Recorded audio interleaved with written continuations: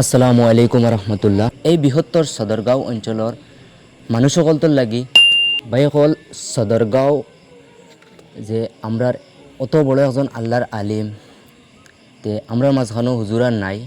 ইন্না লিল্লাহি ওয়া ইন্না ইলাইহি রাজিউন। এই বৃহত্তর সদরগাঁও অঞ্চলের মানুষসকলতর লাগি যে হইতে গেলে একটা দুঃখর খবর, যেহেতু হুজুরের বিষয়ে হইতে গেলে বহুত কিছু মাত আছে বা বহুত কিছু হুজুরের স্মৃতি আছে।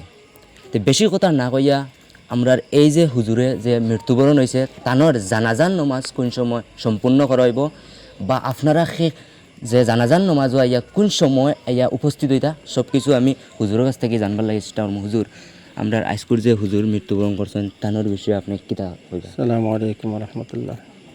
এই যে হজরত মৌলানা আব্দুল হক সাহেব আজকে রাত্রে 9:30 ইন্তেকাল হয়েছেন।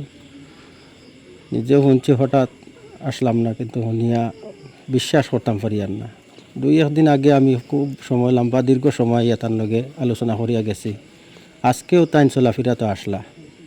যাই হোক, আল্লাহর মনসা, দুনিয়া থেকেও সারাও যাইতাম। আপনারা সারা গেছেও কোথাও দরখাস্ত রাখি আর যে তান লাগি দোয়াই মাগফিরাত করবা, আর আল্লাহ তাকে তানরে জান্নাতুল ফিরদৌসের মধ্যে আলা মকাম আতা করতা। আর খালকে জানাজার নমাজ জোহরের নমাজের পরে 2টার সময় নির্দিষ্ট করা হয়েছে নিজ মহল্লাত।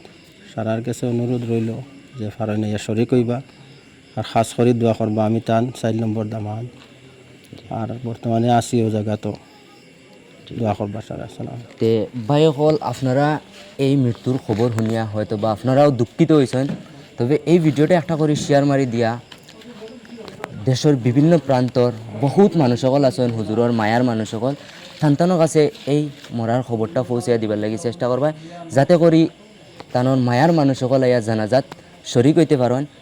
হুজুরের স্মৃতি বলতে কিতা কইমু, হুজুরের আতর লেখা কিতাব এখন পর্যন্ত মানুষের আত আছে বা ফরিত্রা মানুষের।